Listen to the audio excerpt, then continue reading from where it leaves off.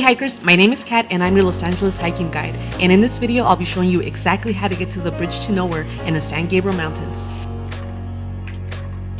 The hike is 10.6 miles round trip. It takes 5 to 6 hours to complete with about 1,450 feet and elevation gain. And for this hike, you will need the $5 adventure pass, so be sure to stay until the end to find out where you can purchase yours.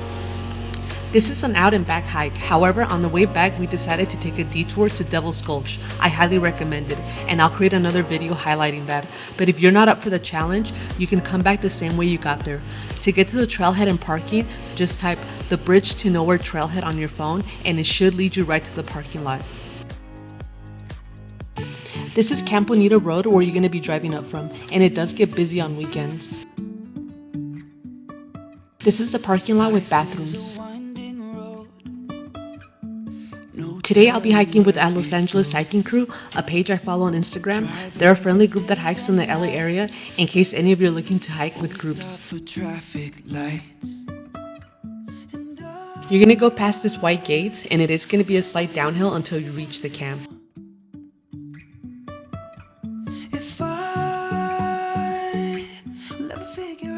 If you look to your left, where those trees are is where the river runs, and that's the river that we're going to be crossing throughout the hike. I will keep on searching for my highs.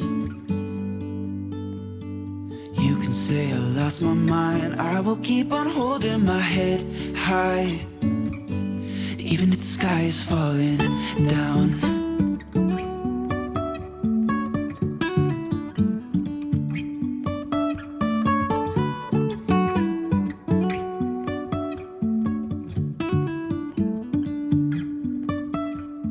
Jumping from cliffs so high, trusting our wings to fly.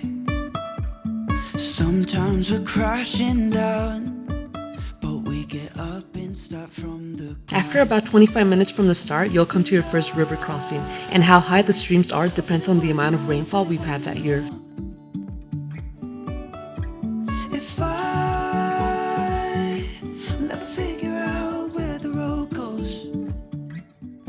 After making that first crossing, it's going to be a little bit of a climb, and now you'll be on the left side of the river.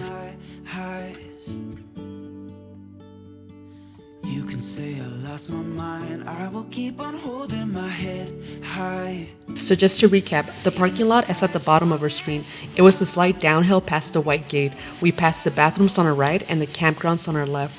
And 25 minutes into the hike, we came to our first stream crossing.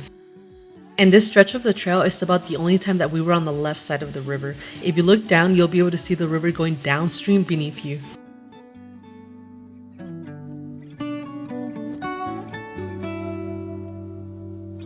Even if the sky is falling down, even if the sky is falling down, the sky is falling. The trail's gonna lead you to some ruins, and that's where we made our second crossing. And this is part of an old road that went to the bridge to nowhere that got washed out.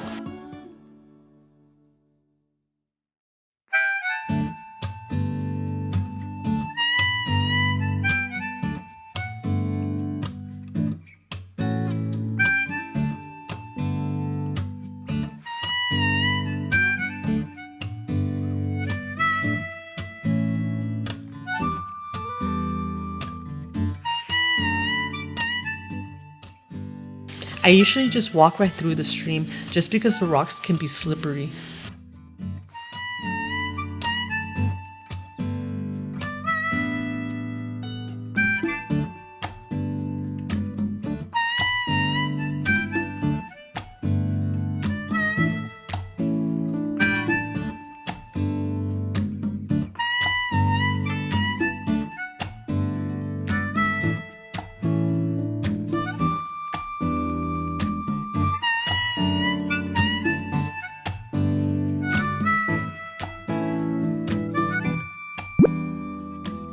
There are spray painted arrows to help you stay on track.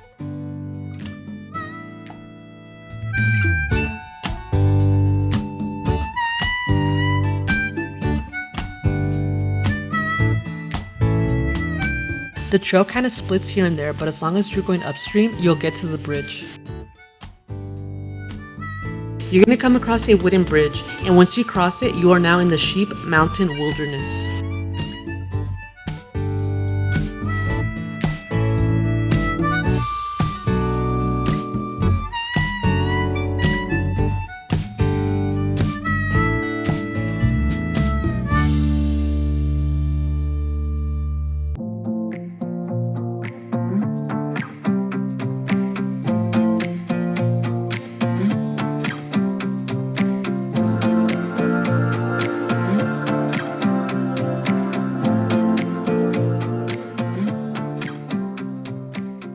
You're gonna continue up the canyon. Eventually you'll see a Swan Rock. It's pretty neat, and seeing this just reassures you that you're going on the right path.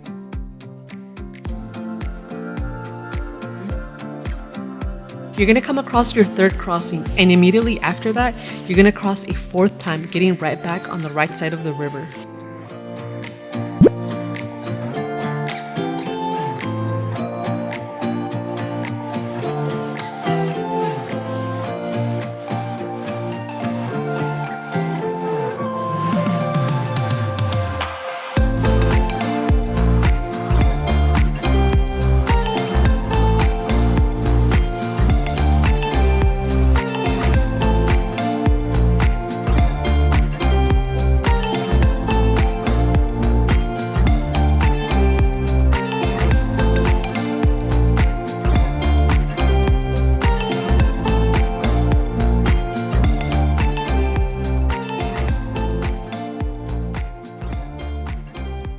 After you cross back to the right side, the trail is kind of hidden, so make sure you're paying attention for that.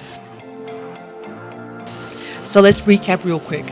At the bottom of your screen is the first crossing. Between the first and the second crossings was the only time we were on the left side of the river for longer than a minute. The second stream crossing was the ruins. We stayed on the right and we came across the wooden bridge, entering the Sheep Mountain Wilderness. A little bit later, we saw the Swan Rock formation, reassuring us that we're on the right track. Then we came to the third crossing. A few yards later, we got right back on the right side of the river, crossing the stream a fourth time. And now we're approaching the bus stop bench.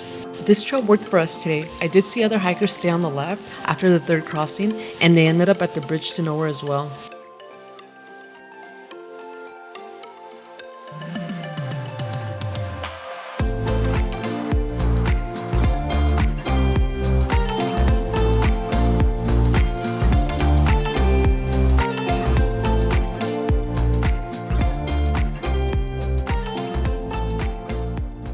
Eventually the trail is going to lead to this floodplain, and once you're on the floodplain, you can either keep straight like those hikers, but if you keep straight, you will be crossing the river again. If you take the trail on the right, it is steep and it can get dangerous. I recommend taking the trail on the left, even if it means crossing the stream again. Myself and a few other hikers ended up taking the trail to the right, and this is what it looks like from up there. So right over there is the main trail that you need to get on. Where the trees are is the river. So when we got to this point, it got a little too steep. So we came back down to the floodplain, hiked up a little more, then found a safer place to get on the main trail. We did, however, avoid crossing the river again.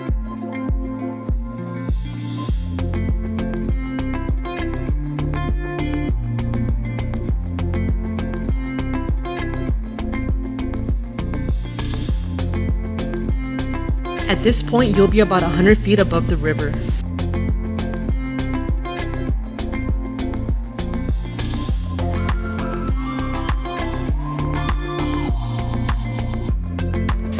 You're going to come across a sign telling you that you're entering private property. The bridge and 50 acres surrounding it are private property. So from this point on, it is no longer part of the Angeles National Forest, so make sure you're extra respectful. This property belongs to Ron Jones, the owner of Bungee America. They offer bungee jumping on weekends, and you can find more information on that on their website.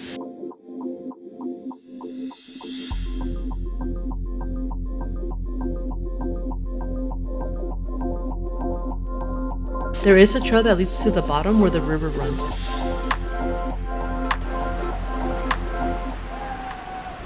And if you like hikes with waterfalls or lookouts, or hikes that lead to somewhere, or if you just want to hike in LA County and want guidance like in this video, be sure to browse through my channel for other hikes.